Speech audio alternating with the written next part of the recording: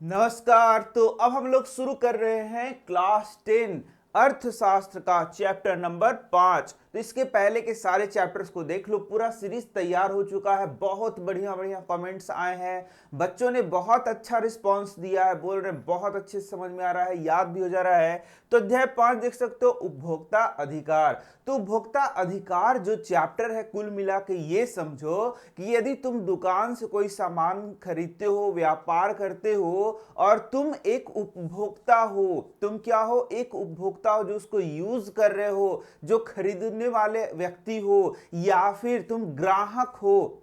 तो तुम यदि ग्राहक हो और तुम ठगे जाते हो तो उसके लिए क्या क्या प्रावधान है। जैसे कि कोई तुमको ठग लेता है, किसके नाम पर, तो प्रोडक्ट के नाम पर। जैसे बोलेगा ये क्रीम लगाइए और 4 दिनों में गोरा हो जाइए, और एक आदमी लाया और करियट था और खूब क्रीम चोपले है चोपले है चोपले है, और गोर होने के बजाय उसका जो चमड़ा था वो गोरा तो नहीं हुआ, बल्कि उसमें क्या हो गया, स्किन रैश हो गया। तो उसको बहुत सारा और पैसा खर्चा हुआ उसको दवाई खरीदने में। तो यहां पर वह क्या करेगा, वह जहां से उसने दवा खरीदा था उस पर क्या कर देगा, केस ठोक देगा कि तू हमको ऐसे बोला कि गोर हो जाएंगे और हम आओ करिया हो गए, अब हमारा तो आओ ब्याह नहीं होगा। तो इस तरीके से यहां पर वह कंज्यूमर कोर्ट जाएगा। और इन्हीं सब मुद्दों को लेकर यहां पर क्या बताया गया है, यहां पर हम लोग को इस चैप्टर में बताया गया है। आपने भी देखा होगा, जो ऐड आता है, ऐड में बोलेगा कि अरे इसको खाइए और 5 फीट हैं तो 7 फीट के हो जाइए, और या फिर बोलेगा कि आप ये दवा खाइए और आपका वजन 50 किलो है तो 200 किलो के हो जाएगा। ये सब दवाएं बिल्कुल भी नहीं लेना चाहिए। तो ये सारा दवा क्या होता है, स्टेरॉइड्स होते हैं, जो कि बहुत हार्मफुल है आप जैसे बच्चों के लिए। अभी आपको पता नहीं है, लेकिन यदि आप इसको लेना शुरू करोगे तो लीवर, किडनी, हार्ट सब डैमेज हो जाएगा, और सब यदि डैमेज हो जाएगा तो आपको बहुत प्रॉब्लम हो जाएगा। ठीक है, तो इन सब चीजों से बचिए। तो यहां पर यही बात बता रहा है कि जो ग्राहक है कैसे कैसे ठगे जाते हैं, और ग्राहक को क्या अधिकार है, कैसे वो कानून के समक्ष जा सकते हैं और वहां पर न्याय के लिए गुहार कर सकते हैं, संघर्ष कर सकते हैं। यही सब बातों को यहाँ पर बहुत बेहतरीन ढंग से बताया गया है। तो अब मत फंसिएगा, गोरा क्रीम लगाना है तो घर में उपटन लगा लीजिएगा, जाके गोर क्रीम मत लगाइएगा, नहीं तो हो सकता है कि वो क्या करे और परेशानी क्रिएट कर दे। तो यहाँ देख सकते हो उपरोक्त संग्रह, यहां देख सकते हो ये सारा चीज है। यहाँ पर तो कुछ कुछ बात लिखा हुआ है, इसको मैं पढ़ा दे रहा हूं, उसके बाद आगे के चैप्टर मतलब जो पेज है वहां से सीधे चैप्टर शुरू होता है। तो उपरोक्त संग्रह उपभोक्ता न्यायालय के निर्णयों के कुछ समाचार के नमूने हैं। तो यहाँ उपभोक्ता न्यायालय के बारे में जिक्र किया है, यानी कि जो उपभोक्ता है, ग्राहक है, वह क्या कर सकता है, केस कर सकता है, उसके लिए न्यायालय बना है। वहां तक यदि आप जाइएगा तो आपको न्याय भी मिल सकता है। इन मामलों में लोग उपभोक्ता अदालत में क्यों गए, भाई यदि किसी को बहुत ज्यादा परेशानी हो जाएगा तो 90% लोग को तो कोई मतलब बनता नहीं है, लेकिन कुछ लोग कहाँ चले जाएंगे, चले जाएंगे न्यायालय में, अदालत में। क्यों जाएंगे, क्योंकि उनको न्याय चाहिए। तो वह न्यायालय क्या कहेगा, उपभोक्ता न्यायालय या उपभोक्ता अदालत। इसको याद रखो, एक पॉइंट यहां से तुम्हारा बन गया। तो पूछेगा कि आप यदि न्याय चाहते हैं, आप ग्राहक हैं और आपके साथ चीटिंग हुआ है, आपको बड़ा धोखा हुआ है, तो आप कहां जाइएगा, तो बोलना उपभोक्ता अदालत या न्यायालय जाएंगे। ये निर्णय इसलिए दिए गए क्योंकि कुछ लोग न्याय पाने के लिए दृढ़ एवं संघर्षरत रहे, किस तरह वे न्याय को पाने के लिए तरसते रहे। इससे भी अधिक महत्वपूर्ण यह है कि जब उन्हें लगा कि उनके साथ गलत हुआ है तो विक्रेताओं से यथोचित व्यवहार प्राप्त करने के लिए वे अपने उपभोक्ता अधिकार का प्रयोग कैसे कर सकते हैं। तो यानी कि जो विक्रेता है, हम लोग क्रेता हैं, तो विक्रेता क्या हो गया, जो बेच रहा है, और क्रेता क्या हो गया, जो खरीद रहा है, यानी ग्राहक। तो ग्राहक यदि ठगा गया है तो वो ये सब काम कर सकता है। तो बहुत बार तुमने देखा होगा कि ग्राहक मन क्या हो जाता है, ठगा जाता है। तो जब ठगा जाएगा तो फिर वो यहाँ पर उपभोक्ता न्यायालय या फिर अदालत में जा सकता है। तो यहाँ अब हम लोग का सबसे पहला टॉपिक शुरू होता है, वह क्या है? बाजार में उपभोक्ता। तो उपभोक्ता का मतलब तो तुम समझ ही गए, जो ग्राहक हैं, जो उपभोग कर रहे हैं, वही क्या है? उपभोक्ता।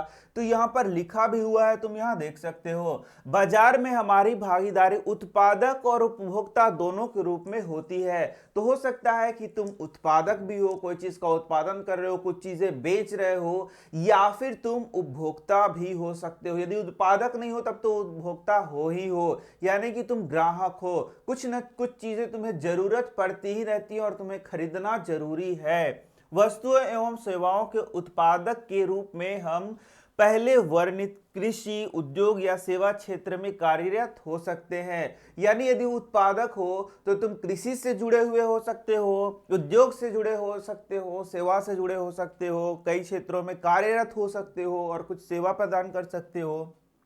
ये हो गया उत्पादक। और उपभोक्ता कौन हो गया? तो उपभोक्ताओं की भागीदारी बाजार में तब होती है जब वे अपनी आवश्यकता अनुसार वस्तुओं या सेवाओं को खरीदते हैं। तो देखो, इतना भारी भरकम जो दे रहा है लैंग्वेज, उस पे तुमको नहीं जाना है। अरे सिंपल सा है, जो बेच रहा है, जो उत्पादन करके बेच रहा है, वह हो गया उत्पादक। और जो ले रहा है, जो खरीदने जा रहा है, जो ग्राहक है, ग्राहक जानते हो ना, ग्राहक, वह क्या हो गया? उपभोक्ता हो गया। ठीक है, तो इतना भारी भारी वर्ड देख के डरा मत जाना, एकदम डरा के खटिया के नीचे मत घुस जाना कि अरे हमको तो बुझा ही नहीं रहा, रे बापा रे बापा ये का दे दिया है। अरे ऐसा कुछ नहीं दिया है, एकदम बच्चा वाला चीज दिया है। इसको एकदम मन शांत करके अपने से पढ़ोगे तो सब समझ में आ जाएगा, खुदे समझ में आ जाएगा। तो यही बोल रहा, उपभोक्ता के रूप में लोगों द्वारा उपभोग किए जाने वाले ये अंतिम वस्तुएं होती हैं। देखो कितना भारी भारी लिखता है, लेकिन जो बुझाया तुमको वही ठीक है, वही वाला बात याद रखना। पिछले अध्याय में हमने विकास को बढ़ावा देने के लिए जरूरी नियमों और नियंत्रणों या इसके लिए उठाए गए कदमों की आवश्यकता का वर्णन किया है। तो पीछे के अध्याय जो मैंने पढ़ाया है, वहां विकास के संबंध में बहुत सारे नियम है, कानून है, पचड़म है, 50 चीज है, वो सारा तुमको पढ़ाया गया है। इनका महत्व असंगठित क्षेत्र के मजदूरों की सुरक्षा के लिए उसी तरह हो सकता है जिस तरह साहूकार द्वारा लगाए जाने वाले उच्च ब्याज दर से लोगों को बचाने के लिए नियमों और नियंत्रणों की जरूरत होती है। तो यहां देखो कई वर्ड यूज कर दिया। असंगठित क्षेत्र क्या है? ठीक है, इसके साथ बोल रहे साहूकार से कैसे लोगों का रक्षा किया जा सकता है। तो अब ये असंगठित क्षेत्र क्या होता है, संगठित क्षेत्र क्या होता है, ये पीछे के अध्याय में मैंने पढ़ाया है, वहां जाके पढ़ो। यहाँ माथा मत खखोरो कि सर ये नहीं बता रहे हैं, आप वो नहीं बता रहे हैं। अरे सब पढ़ो, पढ़ाकू बनोगे तब है ना। एक बार बैठ जाओगे और बोलोगे हमारा कुछ बुझा ही नहीं रहा, कहाँ बुझाएगा। इसी प्रकार से पर्यावरण की सुरक्षा के लिए नियमों और विनियमों की आवश्यकता होती है। तो यहां पर देखोगे कुछ भी चीज है उसको सही से लागू करने के लिए नियम कानून बनाता है। जैसे साहूकार से तुमको रक्षा करना है तो वहां 50 गो नियम ला दिया कि ये करिए, वो करिए, वो करिए, वो करिए, वहां पर नियम बना दिया। ठीक इसी तरीके से जो असंगठित क्षेत्र के मजदूर है, असंगठित क्षेत्र के मजदूर क्या हो गया? जैसे कि कोई आदमी जो है किसी दुकान में काम कर रहा है, कोई ठेला पे काम कर रहा है, कहीं ईंट भट्ठा में काम कर रहा है, ठीक है, तो वहां पर वो जो मजदूर होता है वो असंगठित क्षेत्र का मजदूर कहा जाता है। उसको कहीं भी मार के लात निकाल देगा कि भाग यहाँ से, नहीं काम बढ़िया कर रहा है, पैसा नहीं देगा उसको, 4 घंटा की जगह 6 घंटा खटाएगा, उसको 500 जहां मिलना चाहिए पैसा उसको 200 रुपया देगा। तो बहुत अत्याचार है जी, बहुत अत्याचार है, बहुत अत्याचार करेगा। तो जब अत्याचार करेगा तो बेचारा जाएगा कहाँ? तो उसके लिए भी नियम कानून में जाएगा कि अरे भाई हमको रक्षा करो। ऐसा जाते कुछ नहीं है, ऐसे ही लिखा हुआ है यहाँ पर। ठीक इसी तरीके से यदि हम लोगों को पर्यावरण की सुरक्षा करना है तो उसके लिए 50 गो नियम है, ये मत करो, वो मत करो, वो मत करो। तो यहां पर हर चीज के लिए नियम कानून है। तो क्या उपभोक्ता जब ठगा गया है, बेचारा मुंह लटका के रोआइन मुंह बना दिया है, मुंह धुइयां तरी बना दिया है, का कि अरे हम तो ठगा गए। देखो लड़कुआ को देखो बेचारा कैसे ठगाया है, ये देखो ये पे पे कर रहा है, कैसे ठगाया है। ये बेचारा खिलौना लाया और खिलौना लाते लाते क्या हो गया, इसे घर घर एकरा में क्या किया, चाबी भरा और चाबी टूट गया। और देखो पेने पेने पेने पेने कर रहा है, बेचारा रो रहा है, बोल रहा है कि अरे हम तो ठगा गई, ठगा गई, और पूरा नाक धुन के पटक पटक के रो रहा है। ठीक है, तो क्या है, आखिर ऐसा क्यों हुआ इसके साथ? तो इसका मतलब है कि ये जो खिलौना था वह क्या था, सही नहीं था और ये बेचारा ठगा गया है। तो ये बेचारा अकेले नहीं ठगाया है, तुम में से बहुत लोग रोज ठगाते रहते हो। और क्रीम के नाम पे तो ये जो छोकरा लोग है बहुत ठगाता है, एकदम करियट करियट रहेगा और जाके मार क्रीम चोपेगा और बोलेगा कि हम गोर हो जाएं। ऐसा थोड़े ना होता है।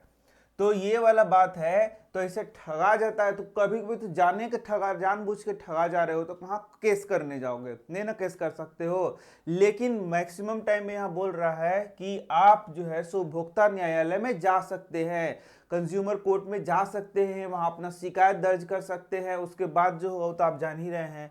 तो यहाँ देख सकते हो उदाहरण के लिए अनौपचारिक क्षेत्रों के साहूकार, जिसके बारे में आप पहले के अध्याय 3 में पढ़ चुके हैं, कर्जदार पर बंधन डालने के लिए तरह तरह के दांवपेच अपनाते हैं। देखो अब अध्याय 3 में पहुंचा दिया, अभी अध्याय 5 में हो, 3 के बाद बता रहा है। तो अध्याय 3 यदि तुमने नहीं पढ़ा होगा तो कहां से बुझाएगा। इसलिए बोला जाता है कि सब चीज को पढ़ो, थॉरोली पढ़ो, बहुत अच्छे से पढ़ो। तो यदि मैं पढ़ा रहा हूं बहुत अच्छे से तो नीचे मार दनादन अंडर के बंडर कमेंट मार ले जा रहे हैं कि सर ये इससे पढ़ा रहे हैं, वैसे पढ़ा रहे हैं, कहां से आ गए हैं। तो कमेंट बॉक्स दिया गया है तुमको, ऐसा कमेंट करो। यदि तुमको पसंद है चैनल तो पढ़ो, नहीं है तो मत पढ़ो। फालतू का कमेंट नहीं करना चाहिए, एकदम नहीं करना चाहिए। फालतू के कमेंट करने से क्या होगा कि टीचर डिमोरलाइज हो जाता है, उसको लगता है कि अरे यार इतना मेहनत से पढ़ा, इतना मेहनत से पढ़ा, और लेकिन देखो कैसे टांग खींच रहा है, ए सर नहीं बढ़िया लग रहा है, सर ऐसे पढ़ा है, सर वैसे पढ़ा है, सब फलतुआ है सर। तो सर वो बढ़ाना छोड़ देंगे, क्या करेंगे। ठीक है, तो कमेंट बढ़िया करना चाहिए और नहीं तो मत करो कमेंट। कौन बोल रहा है कमेंट करने के लिए। तो यही बोल रहा है। तो कर्जदार पर बंधन डालने के लिए तरह तरह के दांवपेच अपनाते हैं। साहूकार जो कर्जदार जो है साहूकार से कर्जा लिया, तो ये अनौपचारिक क्षेत्र था। तो इसमें जो साहूकार है वो अलग अलग दांवपेच लगाएगा, जैसे कि बहुत ज्यादा ब्याज दर ले सकता है। यदि कोई कर्जा नहीं चुकाया तो उसको प्रेशर डालेगा कि तुम हमको कर्जा चुकाओ, नहीं तो तुमको ई कर देंगे, वो कर देंगे, जाके अपना जमीन बेच के हमको कर्जा दो। ऐसे करके साहूकार क्या करता है, उस पर क्या करता है, दबाव डालता है। तो यहां पर यही सब लिखा हुआ है जो कि पहले हम लोगों ने पढ़ लिया है। इसी प्रकार असंगठित क्षेत्र में काम करने वाले बहुत से लोगों को निम्न वेतन पर कार्य करना पड़ता है। जैसे मैंने अभी बताया कि उनको कम वेतन पर काम करना पड़ता है, ज्यादा घंटा तक काम करना पड़ता है, गाली गलौज खाना पड़ता है, फिर भी मुंह बना के वो काम करते हैं। क्यों? अच्छा, उनका जीवन का भी कोई सुरक्षा वहां पर नहीं देता है, बहुत सारा उनको परेशानी झेलना पड़ता है, कोई छुट्टी छटारी कुछ नहीं होता है। तो यहां पर यही सब चीज बताया गया था पिछले अध्याय में जो तुमने पढ़ा होगा, जो न्यायोचित नहीं है और प्राय उनके स्वास्थ्य के लिए हानिकारक भी होता है। ऐसे शोषण को रोकने के लिए और उनकी सुरक्षा है तो हमने नियमों एवं विनियमों की बात की है। तो इसके लिए भी नियम कानून बनाया गया है, लेकिन हर चीज का नियम कानून यहाँ पर हम लोग को पढ़ा दिया जा रहा है, हर चीज का।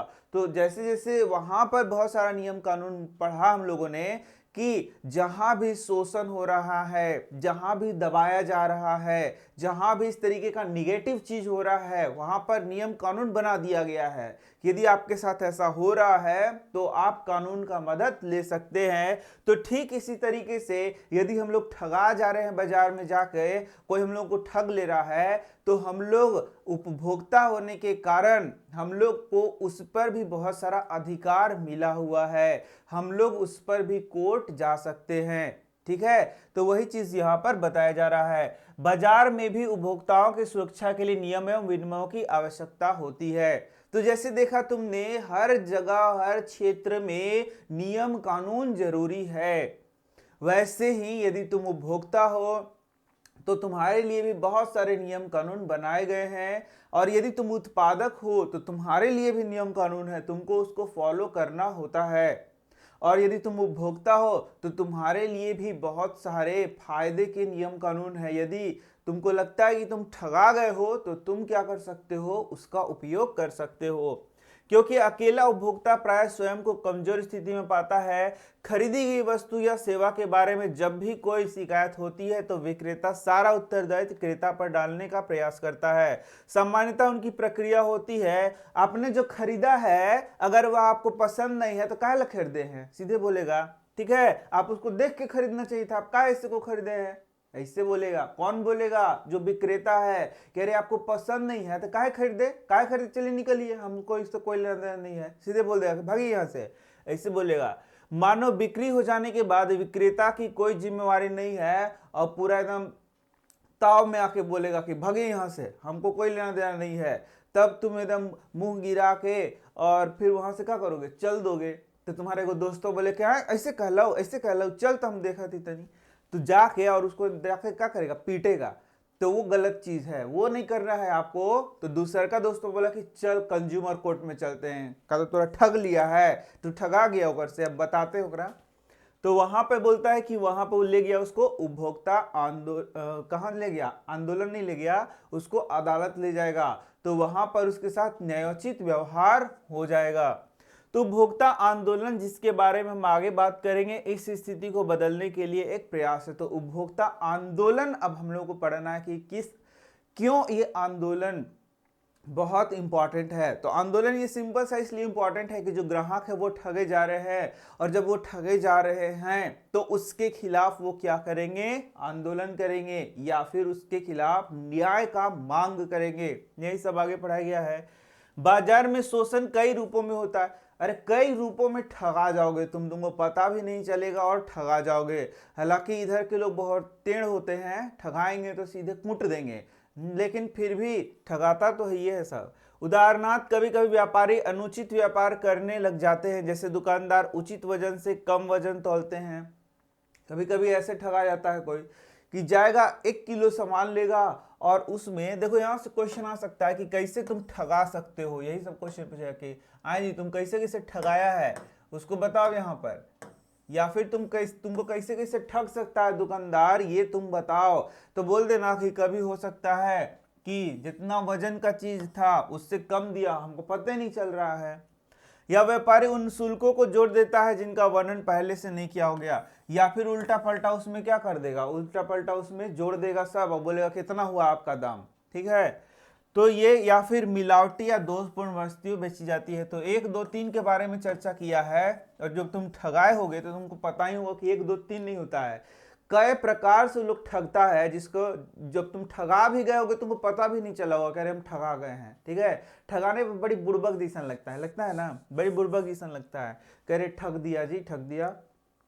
ठगाने में ऐसा भी है कि जैसे कि मान लो कि ये स्वेटर है, तो स्वेटर लेगा 200 रुपया का स्वेटर है, और तुमसे जट लेगा कितना रुपया, 1500 रुपया। तो तुमको कोई दोस्त बोलेगा अरे ये 200 के है और तोरा 1500 ले लिया, तो तुम बड़ी उदास हो जाओ कि अरे ठगा गए, ठगा गए। फिर तुम दुकानदार पास जा नहीं सकते उस टाइम में, क्या कर रहे कहोगे उसको, वो बोलेगा कि हम प्रॉफिट लिए हैं, ठीक है। तो कभी कभी ऐसा तुम ठगाओगे कि कुछ बोल ही नहीं सकते हो, किसी को नहीं बोल सकते हो। तो यहाँ पर वही सारा चीज है। तो यहाँ पर जो चीज दिया हुआ है तो सिंपल सिंपल सा चीज है। तुमको यदि ये क्वेश्चन आएगा तो तुम कई तरीके से इसका आंसर कर सकते हो, या तुमको नहीं पता है तो जाके एक बार ठगा लो, दुकान में 10 दुकान में घूमो, वो तुमको ठग देगा। तो तुम बोलना कि भैया हमको थोड़ा ठग दीजिए, तो बोलेगा अरे काहे ठगे, तो बोलना कि हमको एग्जामवा में लिखना है कि कैसे कैसे हम ठगाए थे, तो एक्सपीरियंस रहेगा तब है ना लिखेंगे। तो ऐसे करके 2-4 लाख तुम ठगा जाओ तो तुम अच्छा से एग्जाम में लिख सकते हो। तो तुम्हारा मर्जी, या तो याद कर लो या तो जाके दुकान में ठगाओ।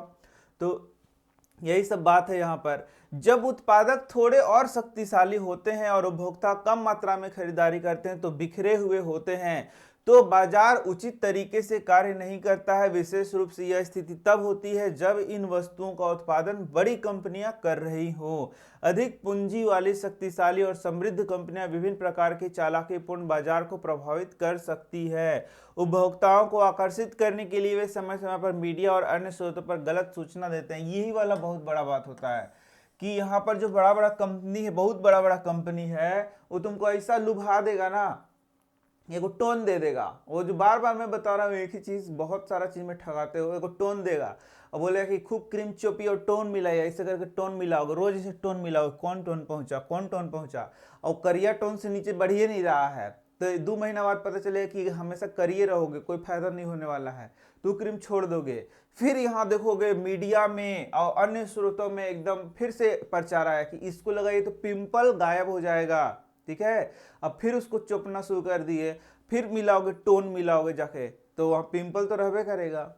तो ऐसा नहीं है कि सब कंपनियां ऐसे ही लूटती हैं, बहुत सारे कंपनियों के अच्छे प्रोडक्ट हैं जो कि यूज करने के बाद बहुत फायदा होगा, और बहुत सारे ऐसी कंपनियां हैं जो कि लूट मचा रखी हैं, उनका जो प्रोडक्ट है वह तुम्हें कोई फायदा नहीं देगा। तो यही सब बात है। उदाहरण के लिए कंपनी ने यह दावा करते हुए कि माता के दूध हमारे, देख लो कैसे कैसे बेवकूफ बनाता है, यहाँ बोल रहा है कि जो माँ का दूध है वो हमारे उत्पाद, उसका उत्पाद जो वो भी दूध बेचता होगा, तो बोला कि बेहतर है। सर्वाधिक वैज्ञानिक उत्पाद के रूप में शिशुओं के लिए दूध का पाउडर पूरे विश्व में कई वर्षों तक बेचा और खूब दूध बेचा। दूध के पाउडर तो तुम लोग तो नहीं पिया होगा, लेकिन बहुत लोग पिया भी होगा कि दूध का पाउडर बोला कि माँ का जो दूध है उससे भी अति अति अति उत्तम है, इतना बढ़िया कोई हो ही नहीं सकता है चीज। ठीक है, खूब बेचा, खूब पैसा कमाया, बुड़बक बना बना के। और जो माता दूध पिला रही थी अपने बच्चों को, छोड़ के पाउडरवा पिलाने लगी कि अरे मेरा बच्चा तो बड़ी इंटेलिजेंट हो जाएगा, 10 साल में वो जो सो खूब दिमाग वाला हो जाएगा, ऐसे कर करके खूब पिलाई। लेकिन क्या हुआ, कई वर्षों से के लगातार संघर्ष के बाद कंपनी को यह स्वीकार करना पड़ा कि वह झूठे दावे करते आ रही थी। तो जब 10 साल में वो बच्चा बहुत इंटेलिजेंट नहीं बना, तो मम्मी उसकी माई सोची कि अरे ऐसा बुड़बक हो गए, बुड़बक बन गए। कैसे बुड़बक बन गए, झूठों को उतना पैसों बर्बाद किए, वो फायदा नहीं हुआ। तो ऐसा भी होता है। इसी तरह सिगरेट उत्पाद कंपनियों से यह बात मनवाने के लिए कि उनका उत्पाद कैंसर का कारण हो सकता है, न्यायालय में बहुत लंबी लड़ाई लड़नी पड़ी। तो यहाँ देख लो, सिगरेट पर लिखा होता है कि ये हानिकारक है स्वास्थ्य के लिए, कैंसर हो सकता है, उसको फोटो कैंसर वाला आदमी का होता है, तब वो लेकिन देखेगा कि कैंसर हुआ इसको, ओकरा उसका जो ये रैपर होता है ओकरा मोड़ के फेंकेगा, मार फूकेगा, ऐसे करके फूस फूस करके सगरो धुइयां मारेगा। ठीक है, तुम सामने खड़े हो तो तोरे पे मार देगा दूगो धुइयां, और तुम ओकरा देख रहे हो गुरगुरा के, तब ऐसे करके फूक देगा मुंह पे और तुम भाग जाओगे वहां से, कोई कुछ नहीं कर सकता है। तो वो लोग बुड़बक है, उन लोग को ये नहीं पता है कि जो चीज पी रहा है उससे क्या हो सकता है, कैंसर हो सकता है। ये तुम लोगों के बिगड़ने का सबसे बड़ा एज है, मतलब सबसे महत्वपूर्ण एज है जहां पर तुम बन भी सकते हो और बिगड़ भी सकते हो। तो बिगड़ना मत, बनने का कोशिश करना। बीड़ी, सिगरेट, तंबाकू, गुटखा और दारू, इससे दूर रहना। ठीक है, तो यहाँ पर अब ये मैं बोल दिया तो 50 को कमेंट लिख दे कि सर बहुत बढ़िया ना पढ़ावा तुम, एकदम फालतुआ पढ़ा रहे हैं। ठीक है, तो इस तरह सिगरेट उत्पादक कंपनियों से यह बात मनवाने के लिए उनका उत्पाद कैंसर का कारक हो सकता है, न्यायालय में लंबी लड़ाई लड़नी पड़ी। अतः उपभोक्ताओं की सुरक्षा सुनिश्चित करने के लिए नियम और विनियम की आवश्यकता है। तो समझ में आ गया यहाँ पर जो चीज बताया गया है कि यहाँ पर जो उपभोक्ता है उसके लिए भी नियम और कानून होना जरूरी है, जिसके तले वो क्या कर सकता है, कहीं शिकायत कर सकता है बेचारा, कहीं गुहार लगा सकता है, नहीं तो उसका तो कोई माई बाप नहीं है। उपभोक्ता आंदोलन के बारे में बताया गया है, जैसा कि यहाँ पर बताया गया कि जो सिगरेट है उस पर मान लो कि फोटो छापने के लिए या उसको बताने के लिए कैंसर का कारक है, कितना लंबा लड़ाई पर लड़ना पड़ा। तो जब भी लंबा लड़ाई लड़ना पड़ता है मतलब वो एक आंदोलन का ही रूप होता है। तो उपभोक्ता आंदोलन ये बोल रहा है, उपभोक्ता आंदोलन का प्रारंभ उपभोक्ताओं के असंतोष के कारण हुआ, क्योंकि विक्रेता कई अनुचित व्यावसायिक व्यवहारों में शामिल होते थे। तो अब ये देखो, अब ये सिर्फ प्रोडक्ट पे नहीं होता है, कई तरीके का और चीज होता है जो कि आगे कुछ उदाहरण में बताया गया है वह भी है। बाजार में उपभोक्ता को शोषण से बचाने के लिए कई कानूनी व्यवस्था उपलब्ध नहीं थी। लंबे समय तक जब एक उपभोक्ता एक विशेष ब्रांड उत्पाद या दुकान से संतुष्ट नहीं होता था तो सामान्यतः वह उस ब्रांड उत्पाद को खरीदना बंद कर देता था या उस दुकान से खरीदारी करना बंद कर देता था। यह मान लिया जाता था कि यह उपभोक्ता की जिम्मेवारी है कि एक वस्तु या सेवा को खरीदते वक्त वह सावधानी बरते। तो पहले तो यही माना जाता था कि भाई तुमको नहीं पसंद है मत खरीदो, है ना, पसंद है तो खरीदो, नहीं पसंद है तो मत खरीदो। संस्थाओं को लोगों में जागरूकता लाने में भारत और पूरे विश्व में कई वर्ष लग गए। इसने वस्तुओं और सेवाओं की गुणवत्ता सुनिश्चित करने की जिम्मेवारी विक्रेताओं पर भी डाल दिया। तो देख लो, आंदोलन का मतलब क्या हो गया कि कितना समय लग गया कि यहाँ पर जो सिर्फ उपभोक्ता को नहीं जिम्मेवार माना गया बल्कि उत्पादक को भी जिम्मेवार माना गया। उत्पादक को भी ऐसे ऐसे कानून के दायरे में बांध दिया गया कि ये आपको ये आपको मानना होगा। जैसे एकदम बहुत सारा सिंपल सा, जैसे कि ब्रेड एक लेते हो तो ब्रेड में लिखा होगा कि 3 से 4 दिन तक ये चलेगा, तो 3 से 4 दिन तक ये चलेगा, उसमें लिखा रहता है इसका डेट की आपका, मान लो कि आज 14 तारीख है तो बोलेगा कि 18 तारीख तक ये चलेगा, उस पर लिखा हुआ रहेगा डेट। तो आखिर ये पहले लिखा होता होगा? नहीं, पहले नहीं लिखा होता, पहले तुम्हारे मर्जी पे था, पहले सूंघते उसको, सूंघ के देखते कि अरे खराब लग रहा है, नहीं खराब लग रहा है, तो घरे गए तो थोड़ा थोड़ा खट्टा लगने लगा तो बोलेगा अरे खराब हो गया है, खराब हो गया तो दुकानदार पास जाओगे कि देखिए तो ये खराब दिए हैं, बोलेगा कि हम क्या करें, हम तो दूसरा जगह से लाए हैं। फिर क्या होगा, तुम उसको फेंक दोगे, और तो कुछ उपाय नहीं था। लेकिन आज उपाय है तुम्हारे पास, आज उस पर लिखा हुआ है कि यह जो है 18 तारीख को खराब हो जाएगा, तो तुम जाओगे दुकानदार पास लेने के लिए, तो उसका डेट देख लोगे, और जब डेट देख लोगे तो तुम्हारा फिर वहां पर क्या हुआ, पैसा बच गया, और तुम उस सामान को क्या होगा, नहीं खरीदोगे। तो आखिर वो डेट जो लगाया जा रहा है वो पहले लगाया जाता था? नहीं, वो नहीं लगाया जाता था। तो वो सारा चीज लगाने का मतलब क्या हो गया कि अब उसका जिम्मेवार कौन हो गया, उपभोक्ता हो गया। उपभोक्ता उसका जिम्मेवारी ले रहा है कि हाँ इतना दिन तक ये सही रहेगा। तो वही चीज लिखा है, तो ये कोई एक दिन का काम नहीं था, इसमें कितना समय लग गया। तुम देखोगे कि एमआरपी तुम्हारे में लिखा रहेगा, जो भी प्रोडक्ट लोगे उस पे। अच्छा, आजकल सबसे नया चीज आया हुआ है आयुर्वेदिक दवाओं पे, तुम देखोगे कि आयुर्वेदिक दवाओं पे मैन्युफैक्चरिंग डेट रहेगा और एक्सपायरी डेट रहेगा। पहले ये नहीं रहता था कि मैन्युफैक्चर कब हुआ है, एक्सपायर कब होगा। तो ये कैसा कैसा चीज है, ये बहुत लंबा आंदोलन के कारण ही तो उपभोक्ता पर ये दबाव पड़ा कि उपभोक्ता अब लिख रहा है। तो यदि उपभोक्ता उस पर लिख रहा है, सिंपली लिख ही दे रहा है, तो तुम्हें पता है कि प्रोडक्ट अच्छा है या क्या है, खराब है। ठीक है, तो इस तरीके से ये एक दिन का चीज नहीं था, और इससे तुम्हें फायदा हुआ कि नहीं हुआ? बहुत फायदा हुआ है। अब तुमको पता है कि कोई चीज ले रहे हो तो कम से कम खराब है या अच्छा है ये तो तुम्हें पता है।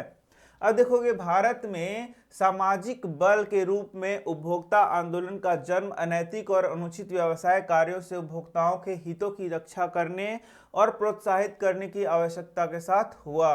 तो भाई ये तो सिंपल सा बात है कि यदि कहीं गलत चीज होगा तभी तो उसके खिलाफ अच्छा चीज होगा। यदि कहीं गलत ही नहीं हो रहा है तो फिर कानून नियम बनने का क्या जरूरी है। तो वही वाला यहाँ बात बोल रहा है, बोल रहा अधिक खाद्य कमी, जमाखोरी, काला बाजारी, खाद्य पदार्थ एवं खाद्य तेल में गिरावट की वजह से 1960 के दशक में व्यवस्थित रूप से उपभोक्ता आंदोलन का उदय हुआ। तो यही पूछेगा कि कब आंदोलन हुआ, तो बोलना 1960 के दशक में। तो 1960 और 70 के बीच में ये उदय हुआ था। 1970 के दशक तक उपभोक्ता संस्थाएं बृहद स्तर पर उपभोक्ता अधिकार से संबंधित आलेखों के लेखन और प्रदर्शनी का आयोजन का कार्य करने लगी थी। तो देख लो यहाँ 1960 के दशक में यह आंदोलन शुरू हुआ कि उपभोक्ता के लिए, उसके फायदा के लिए 50 गो नियम कानून बनाए जाए, जिसको लादा जाए किस पे, उपभोक्ता पर लाया जाए, उपभोक्ता पे लादा जाए, उत्पादकों पे लादा जाए, जिससे कि वो क्या करे, वो अच्छा सामान दें, सही सामान दें, ये सारा। तो क्या अभी तुमको लगता है कि सारा चीज प्योर मिल रहा है? गाय का शुद्ध देसी घी, तो क्या गाय का शुद्ध देसी घी मिल रहा है? साथ ही साथ तुमको लग रहा है कि जो मधु खाते हो वो का क्या तुमको शुद्ध मिल रहा है? तो ऐसा नहीं है कि हर चीज अभी भी शुद्ध मिल रहा है, खाली लिखा हुआ रहता है ऊपर ब्रांड में। यानी अभी भी क्या उपभोक्ताओं को पूर्ण रूप से सारा चीज प्राप्त हो रहा है? इसका उत्तर है मतलब शुद्ध चीज प्राप्त हो रहा है? नहीं। तो ये जो मिलावट वाला चीज है अभी भी खत्म नहीं हुआ है। इसके साथ अभी भी हजार समस्याएं हैं जो कि उपभोक्ता को झेलना पड़ रहा है। तो नियम कानून अपने जगह है, लेकिन तुम्हें फायदा क्या हो रहा है वो अपने जगह है। उन्होंने सड़क यात्री परिवहन में अत्यधिक भीड़ भाड़ और राशन दुकानों में होने वाले अनुचित कार्यों पर नजर रखने के लिए उपभोक्ता दल बनाया। हाल में भारत में उपभोक्ता दलों की संख्या में भारी वृद्धि हुई है। तो ये उपभोक्ता दल हो गया जो कि इन अनुचित कार्यों पर क्या कर रहा है, उसका नजर रख रहा है। तो यहाँ देख सकते हो इन सभी प्रयासों के परिणाम स्वरूप यह आंदोलन बृहद स्तर पर उपभोक्ताओं के हितों के खिलाफ और अनुचित व्यवसाय शैली को सुधारने के लिए व्यवसायिक कंपनियों और सरकार दोनों पर दबाव डालने में सफल हुआ। तो ये जो आंदोलन हुआ, आंदोलन का क्या मतलब होता है कि किसी बुराई के खिलाफ उठ खड़ा होना, लड़ना। तो यही बहुत सारा जो दल बना और बहुत सारा प्रयास हुए। तो ये क्या हुआ कि सरकार पे और कंपनियों पे दबाव डाला जाए कि वो अनुचित कार्य ना करें, जनता को ना लूटें।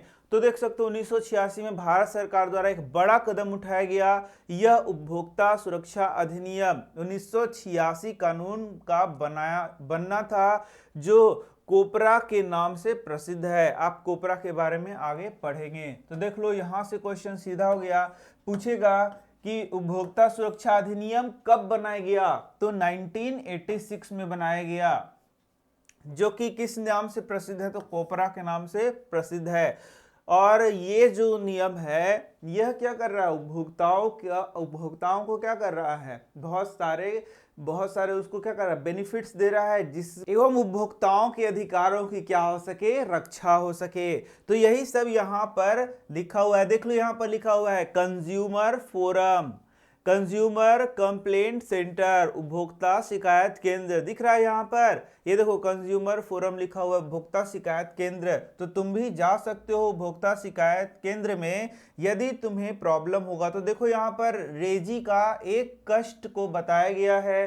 तो यहाँ पर बताया गया किस तरीके का रेजी को कुछ प्रॉब्लम हुआ और कैसे फिर उपभोक्ता फोरम के द्वारा उसका निदान हुआ। तो यहाँ देख सकते हो रेजी मैथ्यू कक्षा 9 का एक स्वस्थ लड़का था, केरल के एक निजी चिकित्सालय में टॉन्सिल निकलवाने गया था बेचारा कि भैया टॉन्सिल बढ़ गया है, भैया नहीं डॉक्टर साहब टॉन्सिल बढ़ गया, इसको निकाल दीजिए।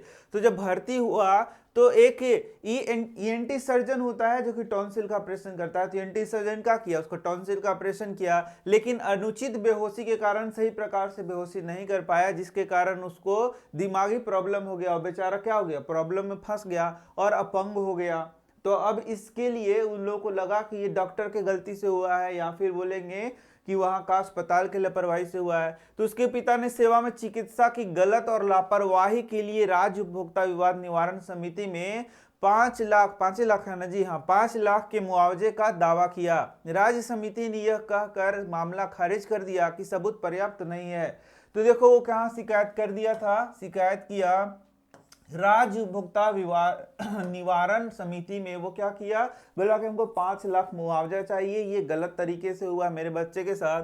तो उसको क्या किया, खारिज कर दिया वहां पर। रेजी के पिता ने दिल्ली स्थित राष्ट्रीय उपभोक्ता विवाद निवारण समिति में पुनः, तो यहाँ बोलेगा कि राष्ट्रीय उपभोक्ता विवाद निवारण समिति कहाँ स्थित है, तो बोलना कि दिल्ली में स्थित है। तो इससे भी क्वेश्चन घुसड़ के पूछ देगा तुमसे और तुम बेचारा बोलोगे कि हम तो पढ़वे नहीं किए हैं। पढ़े कैसे नहीं, यहाँ तो लिखा ही हुआ है। यदि अब तुम पढ़ना ही नहीं चाहते तो कोई क्या कर सकता है। तो बोला कि यहाँ पर वो क्या किया, अपील किया। तो मामला का जांच किया, उसके बाद राष्ट्रीय समिति ने अस्पताल को चिकित्सा में लापरवाही का दोष पाया और हर्जाना देने का निर्देश दिया। बेचारा को हर्जाना तो मिल गया, लेकिन देख लो ये बच्चा का लाइफ कैसा हो गया। तो ऐसा भी होता है। यहाँ देखना, यहाँ पर देख सकते हो रेजी की व्यथा यह साबित करती है कि कैसे एक अस्पताल में चिकित्सकों और कर्मचारियों के द्वारा बेहोश करने में लापरवाही के कारण एक छात्र जिंदगी भर के लिए क्या हो गया, अपंग हो गया बेचारा। जब हम एक उपभोक्ता के रूप में बहुत सी वस्तुओं और सेवाओं का उपयोग करते हैं तो हमें वस्तुओं के बाजारीकरण और सेवाओं की प्राप्ति के खिलाफ सुरक्षित रहने का अधिकार होता है। तो यहाँ पर मिलावट भी नहीं था, यहाँ पर तुम ठगे भी नहीं गए थे, यहाँ पर एक अलग प्रकार का स्टोरी था। यहाँ भी उपभोक्ता यह बच्चा था और उसका गार्जियन था जिसको बहुत सारा परेशानियों को झेलना पड़ा। तो यही मैंने बोला था कि यहाँ जो ठगी हो रहा है या जो प्रॉब्लम क्रिएट हो रहा है वो अलग अलग तरीके से हो सकता है, और उसके लिए वहाँ कानून के तहत तुम जाओगे तो तुम्हारा सुनवाई भी हो सकता है। तो हमें वस्तुओं के बाजारीकरण, सेवाओं की प्राप्ति के खिलाफ सुरक्षित रहने की अधिकार है, क्योंकि ये जीवन और संपत्ति के लिए खतरनाक होते हैं। उत्पादकों के लिए आवश्यक है कि वे सुरक्षा नियमों और विनियमों का पालन करें। तो जो उत्पादक है उसको ये चाहिए कि भाई सुरक्षा नियमों का पालन करके ही वह चीजों को बेचे या फिर उसका विनिमय करे। ऐसी बहुत सी वस्तुएं सेवाएं हैं जिन्हें हम खरीदते हैं, सुरक्षा की दृष्टि से खास सावधानी की जरूरत होती है। उदाहरण के लिए यदि प्रेशर कुकर आप खरीद रहे हैं तो प्रेशर कुकर में एक सेफ्टी वाल्व होता है जो यदि खराब हो तो भयंकर दुर्घटना का कारण हो सकता है। तो यही वाला बात बोल रहा है कि ये तुम्हें बहुत सारा घर में चीज ऐसा दिखता है जो कि बहुत सिंपल, जैसे गैस का सिलेंडर हो गया या तुम्हारा प्रेशर कुकर हो गया या तुम्हारा गैस का चूल्हा हो गया। तो ये लगता है कि अरे इसमें क्या है, कोई खास चीज तो है नहीं, लेकिन उससे जब दुर्घटना हो जाएगा, यदि वो सही प्रकार का प्रोडक्ट नहीं है, दुर्घटना हो जाएगा तो सोचो कितना हानि और क्षति हो सकता है। सेफ्टी वाल्व निर्माताओं की इसकी उच्च गुणवत्ता सुनिश्चित करनी चाहिए। आपको सार्वजनिक या सरकारी कार्यवाहियों को देखकर यह सुनिश्चित करना होगा कि गुणवत्ता का पालन किया गया है या नहीं है। तो यहाँ पर जब सेफ्टी वाल्व तुम या तो खरीदोगे या लगा हुआ प्रेशर कुकर खरीदोगे तो बहुत ध्यान से देखना होगा कि उसमें सुरक्षा नियमों का चिन्ह या मार्क भी लगा हुआ है या नहीं है। फिर भी हमें बाजार में निम्न गुणवत्ता वाले उत्पाद प्राप्त होते हैं क्योंकि इन नियमों का पर्यवेक्षण उचित प्रकार से नहीं हो रहा है और उपभोक्ता आंदोलन भी बहुत ज्यादा मजबूत नहीं है। लेकिन यहाँ ये बात तो ध्यान रखना चाहिए कि भाई बेईमानी भी करो तो ऐसा चीज में करो जो कि पच जाए। अब ऐसा ऐसा जगह बेईमानी करने लगो जो किसी के जीवन के साथ खिलवाड़ हो जाए तो ये तो बहुत गलत है। ठीक यही सब दवा वगैरह में भी हो सकता है कि दवा असली दवा की जगह नकली दवा को बेचे। ठीक है, तो जब नकली दवा बेचेगा तो सोच लो कि जो बेचारा बीमार है वो तो मर ही जाएगा। तो इन सब चीजों में बहुत ज्यादा धांधली है, लेकिन इसके लिए जो नियम बनाए गए हैं उसको अच्छे से देखभाल करने की भी जरूरत है कि उसको नियम में चौकसी भी जरूरत है। यहाँ देखो वस्तु और सेवाओं के बारे में जानकारी। तो वस्तुओं और सेवाओं के बारे में जानकारी भाई सब जो लोग अनपढ़ हैं या पढ़े लिखे नहीं है वो लोग कैसे जानेंगे। जैसे तुम ही में से बहुत मैं बता रहा हूँ, अनपढ़ तो मैं नहीं बोल रहा, लेकिन इस चीज से तुम वाकिफ होगे लेकिन तुम इसको ध्यान नहीं देते होगे कि जब तुम बिस्किट खाते होगे 5 रुपया 10 रुपया का पॉकेट का बिस्किट खाते हो तो क्या उसमें देखते हो कि कितना उसका एक्सपायरी डेट है? नहीं, बहुत लोग इसको नहीं देखते हैं। लेकिन उसका भी क्या एक्सपायरी डेट है। जो चिप्स खा रहे हो उसका भी क्या एक्सपायरी डेट है। तो क्या तुमने कभी ध्यान दिया है? नहीं दिया है तो अब से ध्यान देना। जो चिप्स खा रहे हो, बिस्किट खा रहे हो, तो उस पर एक्सपायरी डेट होता है, उसको देख कर ही खरीदना। मैक्सिमम टाइम में एक्सपायर्ड जो तुम्हारा चिप्स है वह बाजार में उपलब्ध है। कुरकुरे कुरु खाते हो तो उसको ध्यान दे के खाना, ऐसे ही मत खा लेना। तो ये सब बात है। जब आप कोई वस्तु खरीदेंगे तो उसके पैकेट पर कुछ खास जानकारियां पाएंगे। ये जानकारियां उस वस्तु के अवयवों, मूल्य, बैच संख्या, निर्माण की तारीख, खराब होने की अंतिम तिथि और वस्तु बनाने वाले पते के बारे में होता है। देखो इतना बात लिख दिया है। अब यदि क्वेश्चन पूछ दे कि क्वेश्चन के रूप में इसको दे दे तो बोलेगा कि पैकेट पर क्या क्या जानकारियां पाएंगे, यही क्वेश्चन सीधा सा बना देगा। तो तुमको सारा चीज याद रखना होगा कि वस्तु का अवयव क्या क्या उसमें मिला हुआ है। तो देखो यहाँ भी धोखाधड़ी है, यहाँ भी क्या है, फ्रॉड होता है कि बहुत जगह ये देखोगे कि जो तुम्हारा वस्तु में क्या क्या चीज मिला हुआ है, जैसे कि कोई प्रोडक्ट ले रहे हो उसमें क्या क्या मिला हुआ है वो सही जानकारी नहीं देता है, बहुत चीज उसमें छुपा लेता है। मूल्य उसका, बैच संख्या, निर्माण की तारीख। जैसे ये बाल रंगने वाला क्रीम होता है, ये बाल रंगने वाला जो पाउडर होता है उसमें बोले अमोनिया फ्री है, अमोनिया फ्री। देखा है तुमने ना, बहुत प्रचार आएगा अमोनिया फ्री है, 2 मिनट में बाल को करिया कर दीजिए, ऐसे शैम्पू लगाइए, ऐसे ऐसे करिए, बाल को क्या हो जाएगा, करिया हो जाएगा। तो ये सब सही है या गलत है? बिल्कुल ये तो देखने ही से गलत है। उसमें अमोनिया फ्री बोलेगा, अमोनिया फ्री नहीं होता है वो, फिर भी अमोनिया फ्री बोलता है। तो ये सब क्या है? ये सब तो धोखाधड़ी है सीधा सीधा। तो बोलेगा मूल्य का अवयव, यानी कि जो अवयव हो गया, अवयव मतलब किस किस चीज से वो बना होता है वो लिखा हुआ रहता है। तो ये तो गलत है, नहीं है, जो चीज है उसको नहीं लिखा, जो चीज नहीं है उसको लिख दिया। मूल्य, बैच संख्या, निर्माण की तारीख, खराब होने की अंतिम तिथि और वस्तु बनाने वाले का पता के बारे में होती है।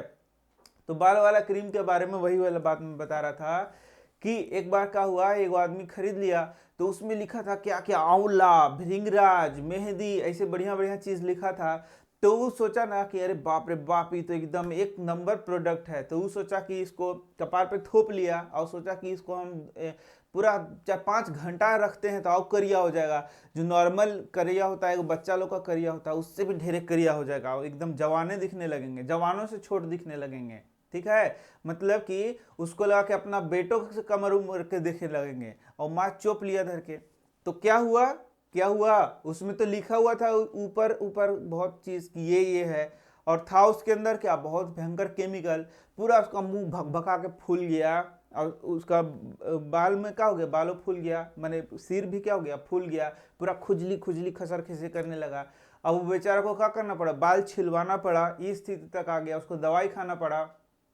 तो ऐसा क्यों हुआ? ऐसा इसलिए हुआ क्योंकि क्योंकि वहां पर वो जो इंग्रेडिएंट्स लिखे हुए थे वो पूरे तरीके से सही नहीं थे, वो नेचुरल आयुर्वेदिक ऐसे करके लिखा हुआ था और खूब यूज किया उसको और बेचारा फंस गया। तो वही सब चीज है, अवयव के बारे में सही जानकारी तो भाई अभी भी नहीं मिलती है। यहाँ देखोगे निर्माण की तारीख, खराब होने की अंतिम तिथि और वस्तु बनाने वाले पते के बारे में होती है। तो ये सब चीज तुमको एग्जाम में आएगा तो तुम लिख देना कि ये सब उसमें लिखा हुआ रहता है। जब हम कोई दवा खरीदते हैं तो उस दवा के उचित प्रयोग के बारे में निर्देश और उस दवा के प्रयोग के अन्य प्रभाव और खतरों से संबंधित जानकारी प्राप्त कर सकते हैं। अब आप वस्त्र खरीदेंगे तो धुलाई संबंधी निर्देश प्राप्त करेंगे। जैसे कि देखो ये जो स्वेटर है ये ड्राई क्लीनिंग का है, तो इसमें लिखा हुआ था कि कैसे इसको साफ करना है, या हैंड वॉश रहेगा तो उसमें लिखा रहेगा कि कैसे इसको साफ करना है। तो देखा कितना सारा चीज यहाँ पर तुमको अब सुविधा मिल रहा है, सुविधा ही मिल रहा है, इसमें बहुत सारा गलत भी होता है। अभी भी कोई खास एकदम ईमानदार नहीं हो गया है सब, अभी भी बहुत बहुत क्या है, झोल है अभी भी। ठीक है, तो बच के ही रहना। ठीक है, और कोई चीज पे यदि विश्वास ना हो तो उसको यूज उस तरीके से नहीं करना चाहिए। सिर्फ ऊपर लिख दिया कि आयुर्वेदिक दवाई है, आयुर्वेदिक दवाई है, एकदम भयंकर आयुर्वेदिक दवाई है, खाइए, और 5 फीट के हैं तो 7 फीट के हो जाएंगे। तो एकदम भूल के भी मत खाना, काहे कि आयुर्वेदिक खाली लिखा हुआ है, आयुर्वेदिक नहीं है, वो आयुर्वेदिक दवा नहीं है, उसमें कुछ ना कुछ स्टेरॉइड मिलाया हुआ है, जिसको खाते के साथ तुम्हारा लंबाई बढ़ेगा नहीं, बल्कि बल्कि क्या बोलते हैं कि 6 इंच छोट हो जाएगा और ऊपरे निकल लेगा, ऐसा भी हो सकता है। हार्ट, किडनी, सब, लीवर चौपट हो जाएगा, और लंबा होने की जगह क्या हो जाएगा, नट्रू हो जाएगा। नट्रू मैंने समझ रहा है, ऊपरे निकल लेगा। तो ये सब चीज, मेरा दोस्त था एक, वो क्या किया ऐसे ही कि पूरा एकदम वजन बढ़ जाएगा, फूल जाइएगा, खाया, उसका हार्ट अटैक हुआ और वो निकल लिया। तो ये सब चीज अभी इस उम्र में तुमको जानना बहुत जरूरी है। ये जो आयुर्वेद के नाम पे जो बेचते हैं कि हाइट बढ़ जाएगा, तो बहुत सारे बच्चे या बहुत सारे लोग उसमें आकर्षित हो जाते हैं कि अरे हमरो हाइट बढ़ जाएगा, 7-8 फुट के तो हो ही जाएंगे। ऐसा होता नहीं है, बल्कि उनका लाइफ के लिए वो क्या हो जाता है, खतरा हो जाता है। कुछ लोग तो एकदम बॉडी बिल्डिंग के, एकदम क्या कहते हैं उसको, बॉडी बिल्डिंग का उनको जुनून रहेगा, बोलेंगे कि तो दवाई आएगा, आयुर्वेदिक दवाई आया है, खाइए और एकदम मोटा जाइए भयंकर रूप से। तो खाएगा और मोटाई की जगह सुखड़ा जाएगा, और सुखड़ा के फिर निकलियो लेगा। तो ये सब बात तुमको अभी ध्यान देना चाहिए। यदि कोई टीचर तुम्हें नहीं बताता है तो जिन लोगों को आता है उनको कम से कम ये जानकारी शेयर करना चाहिए कि बहुत बहुत ज्यादा इसमें क्या रहना चाहिए, सतर्क रहना चाहिए। ठीक है, तो यहाँ यही बोल रहा है, आखिर ऐसे नियम क्यों बनाए गए कि वस्तु बनाने वाले को ये जानकारियां देनी पड़ती है। तो ये अच्छा है कि खराब है, अच्छा ही तो है, तभी तो तुमको लगेगा कि कोई प्रोडक्ट सही है या फिर खराब हो चुका है, तो तुम उसको इस्तेमाल करोगे या फिर नहीं करोगे। यह इसलिए कि उपभोक्ता जिन वस्तु और सेवाओं का खरीदता है उसके बारे में उसे सूचना पाने का अधिकार है। तो उपभोक्ता को सूचना पाने का अधिकार है कि आखिर भाई कब बना, कहाँ बना, क्या मिला हुआ है। हालांकि बहुत बार गलती इसमें लिखा हुआ है, फिर भी तुमको क्या है, सूचना पाने का अधिकार है। जब उपभोक्ता वस्तु की किसी भी प्रकार की खराबी होने पर शिकायत कर सकता है, मुआवजे पाने या वस्तु बदलने की मांग कर सकता है। उदाहरण के लिए यदि हम एक उत्पाद खरीदते हैं और उसकी खराबी होने की अंतिम तिथि के पहले वह खराब हो जाता है, तो फिर हम लोग क्या कर सकते हैं, तो हम उस बदलने के बारे में कह सकते हैं। यदि वस्तु खराब होने की अंतिम तिथि समय सीमा उस पर नहीं छपी है, तब यहाँ पर जो दुकानदार पर आरोप लगा देगा और अपनी जिम्मेवारी नहीं मानेगा। यदि लोग अंतिम तिथि समाप्त हो गई है दवाओं को बेचते हैं तो उनके खिलाफ कार्रवाई की जा सकती है। तो दवा ये सब में तो है ही भाई कि दवा वगैरह एक्सपायर्ड दवा तुमको खाना नहीं है, और जिसको बेचना उसको बेचना नहीं है। तो दवा वगैरह में बहुत एकदम सतर्क रहा करो, क्योंकि बड़का वो दुकान है, उसको कभी कभी खुद ही नहीं पता चलता है कि कई दवाई एक्सपायर कर गया और तुमको दे देगा। कई बार मैं भी ले आया हूँ ऐसे दवाइयों को। तो इन दवाइयों के लिए तो कम से कम तुमको सतर्क रहना पड़ेगा, और उसका जो है जो मैन्युफैक्चरिंग डेट है या फिर उसका जो अंतिम तिथि लिखा रहता है उसमें एक्सपायरी डेट, उसको तुमको पढ़ लेना चाहिए। इसी तरीके से देख सकते हो यहां पर बोल रहा है, इसी तरह से यदि कोई व्यक्ति मुद्रित मूल्य से अधिक मूल्य पर वस्तु बेचता है तो कोई भी उसका विरोध और शिकायत कर सकता है। यह अधिकतम खुदरा मूल्य, जिसको बोलते हैं MRP, मैक्सिमम रिटेल प्राइस, के द्वारा इंगित किया हुआ होता है। तो तुम जो पैकेट है उसको देखोगे तो पैकेट में कोई भी जैसे कि दवा हो गया या बिस्किट हो गया, इस तरीके से उसमें एमआरपी लिखा होता है, मैक्सिमम रिटेल प्राइस, तो उससे ज्यादा कोई खुदरा दुकानदार तुमसे नहीं ले सकता, यही यहां पर बोल रहा है। वस्तुतः उपभोक्ता विक्रेता से अधिकतम खुदरा मूल्य से कम दाम पर वस्तु देने के लिए मोल भाव कर सकता है। और तुम मोल भाव कर सकते हो कि ए भैया तनी 5 रुपया कम कर देना, तो बोलेगा कि काहेला, तो 5 रुपया के बिस्कुट है 5 रुपया थोड़ा कम कर दी बा तो बचते का। तो ऐसे नहीं, ऐसे मत कम कराना, कम कराना होगा तो 5 रुपया में 8 आना कम कराना। ऐसा नहीं कि 5 रुपया के सामाने है वो 5 रुपया कम कराने लगो। तो कई गो लेडीज लोग होती हैं वो लड़ने लगेंगी, क्या लड़ने लगेंगी, 10 रुपये का सामान रहेगा बोलेंगे कि 8 रुपया छोड़ी दा, 2 रुपया में दे दा, 2 रुपया में दे दा, तो देगा कहियो।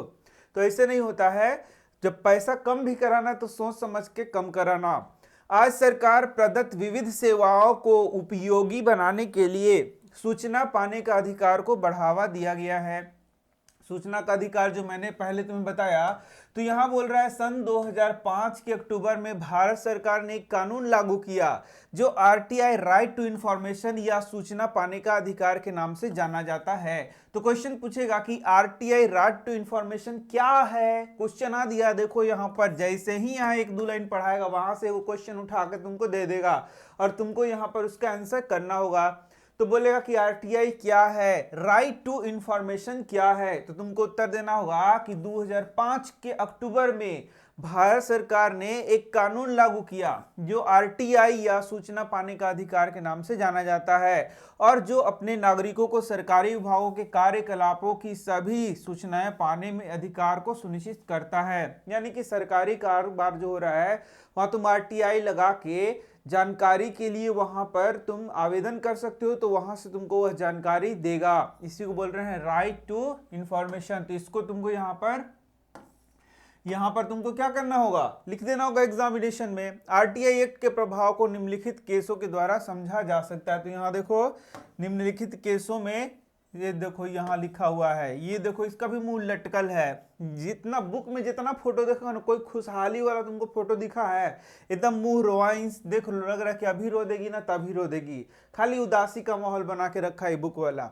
कभी कुछ बढ़िया चीज खुशी वाला कहीं नहीं दिखाया है। तो यहाँ देखो अमृता नाम की एक इंजीनियरिंग स्नातक ने नौकरी पाने के लिए अपने सभी प्रमाण पत्रों को जमा करने तथा इंटरव्यू देने के बाद एक सरकारी विभाग में कोई रिजल्ट नहीं प्राप्त किया। तो इंटरव्यू भी दे दी लेकिन उसको रिजल्ट नहीं मिला, नौकरी के लिए आवेदन की, इंटरव्यू दे दी, रिजल्ट नहीं मिला।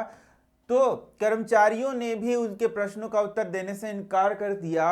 तब उसने एक्ट का प्रयोग करते हुए, आरटीआई का प्रयोग करते हुए एक प्रार्थना पत्र दिया और यह कहा कि एक उचित समय तक परिणाम की जानकारी पाना उसका अधिकार था, जिससे कि वह अपने भविष्य की योजना बना सके। तो उसने आरटीआई दाखिल किया कि भैया हमारा क्या हुआ तो नहीं बताइए।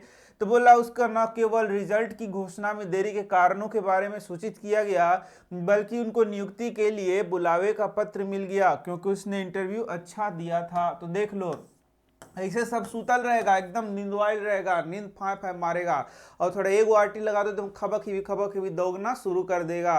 तो यही वाला बात होता है, थोड़ा सा हुर दो तो बस काम बन जाएगा तुम्हारा।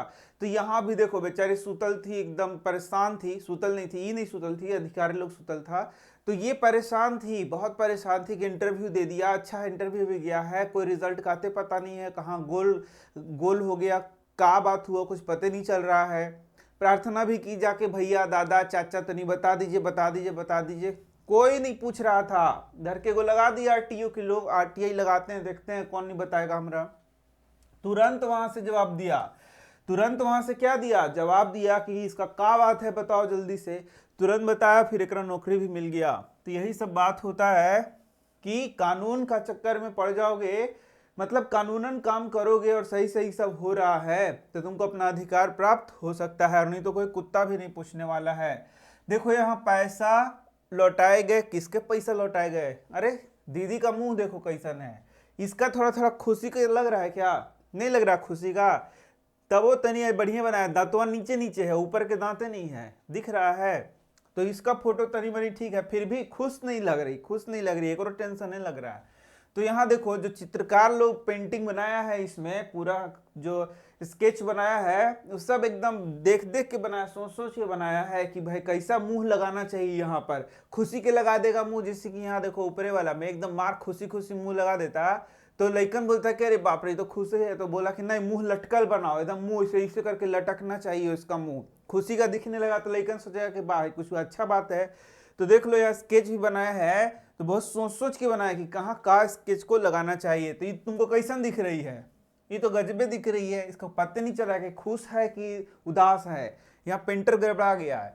अंसारी नगर के अभिरामी नामक एक छात्रा ने दिल्ली में व्यावसायिक पाठ्यक्रम में पढ़ने के लिए एक क्षेत्रीय कोचिंग संस्थान के 2 वर्षीय पाठ्यक्रम में नामांकन कराया।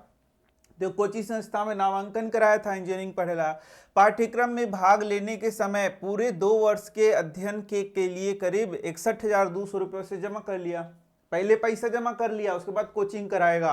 अब बोलेगा कि हम आपको ये निकलवा देंगे वो निकलवा देंगे, ऐसे ऐसे, तब इसका मुंह ऐसा हो गया है। देख लो यहाँ तो बोला, लेकिन उसने यह पाया कि पढ़ाई का स्तर वहां ठीक नहीं है। पैसा तो ले लिया पर उसको बाद में वहां समझ में नहीं आने लगा, उसको लगा कि यहाँ बेकार है, कहीं दूसरे कोचिंग में पढ़ना चाहिए। इसलिए उसने साल के अंत में पाठ्यक्रम को छोड़ देने का निश्चय किया।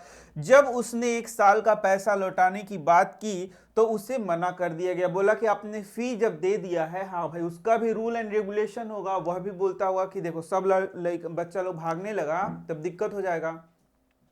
दोनों तरफ से ये था, लेकिन भाई ठीक था, वो लड़की जब भागना चाह रही थी कि हमको नहीं यहाँ पढ़ना है तो उसको पैसा दे देना चाहिए था। तो संस्थान वाला बोला कि नहीं हम पैसा वैसा नहीं देंगे। तो यहाँ पर कहते हुए 28,000 रुपया लौटाने का आदेश दिया कि छात्रा को। जब उसने जिला उपभोक्ता न्यायालय में मुकदमा दायर किया तो जाके वो मुकदमा ठोक दी कि रुक हम बताते हैं थोड़ा। तो न्यायालय ने संस्था को यह कहते हुए 28,000 रुपया लौटाने का आदेश दिया कि छात्रा को चुनने का अधिकार है। देखो चुनने का अधिकार है, जानने का अधिकार है, इतना 50 गो अधिकार है, लेकिन तब वो सब परेशान घूम रहा है बाजार में। संस्थान ने पुनः राज्य उपभोक्ता आयोग में अपील की। राज्य उपभोक्ता आयोग ने जिला न्यायालय के निर्देश को सुरक्षित रखते हुए आगे संस्थान बेकार की अपील करने के लिए 25,000 का दंड लगाया। उसने संस्थान को 7,000 रुपये मुआवजे और याचिका खर्च के रूप में छात्रा को देने को कहा।